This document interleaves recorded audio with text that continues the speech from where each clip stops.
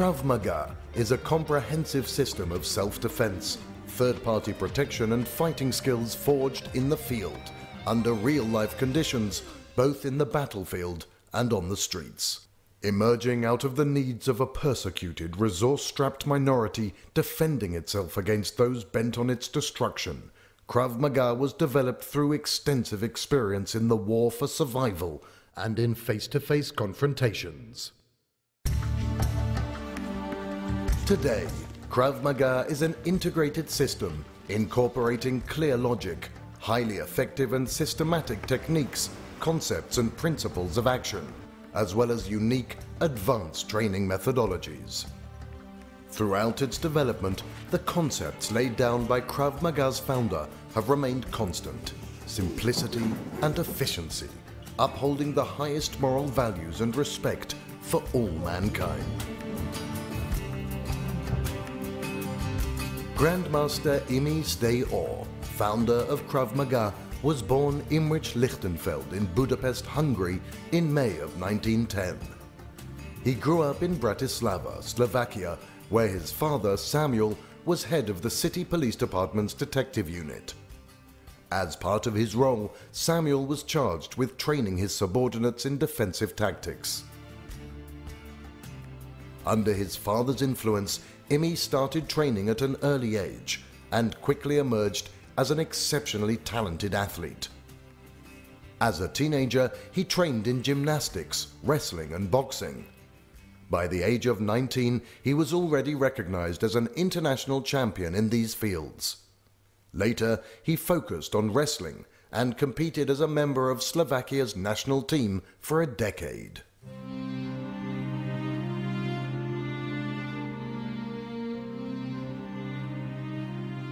In 1936, fascism begins to spread throughout Europe, bringing with it a wave of violence against minorities. Entire Jewish communities find themselves defenseless, under constant attack instigated by the authorities.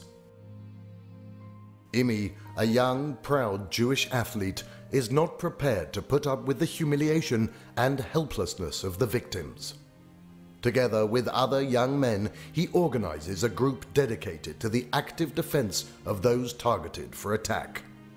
Under his leadership, the brave defenders successfully fight back, driving off the assailants using only their bare hands. It is under these circumstances that the seeds for an effective combat and self-defense system are planted. A system nurtured and developed by Imi a few years later into what would become known as Krav Maga. The year is 1940 and World War II is raging throughout Europe.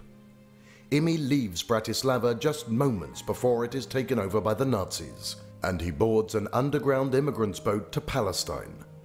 After a long journey, during which he joins the Czech Legion of the British Army, Imi arrives in Palestine, which at that time was under the control of the British Mandate. He quickly becomes involved in the training and instruction of Jewish defense organizations, fighting against the Arab insurgency. With the establishment of the State of Israel, Imi naturally integrates into the newly established Israel Defense Forces. Due to his extensive experience and formidable abilities, he is nominated as the Army's chief physical fitness and hand-to-hand combat instructor. It is in this role that he begins to develop Krav Maga and to train soldiers, officers, and instructors. In 1964, after 20 years of service, Imi is honorably discharged from the military. He decides to organize his vast knowledge and practical experience into a system suitable for civilian application as well. As part of this initiative, Imi opens 2 self-defense studios, training many students and instructors, all the while adapting and improving the Krav Maga system for civilian self-defense as well as for the needs of elite military and police units. In 1974, at the age of 15, Eyal Yanilov begins to practice Krav Maga.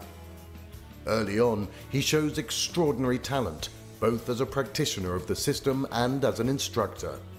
He is quickly recruited by Grandmaster Imi to train other instructors, and he later takes Imi's place teaching higher level classes. In the early 1980s, Eyal becomes Imi's foremost instructor and his closest disciple, as well as his most trusted assistant and advisor. After completing his studies in electrical engineering, Eyal starts training Israeli counter-terrorist units. Along with Imi, he writes a series of books laying out the principles of Krav Maga.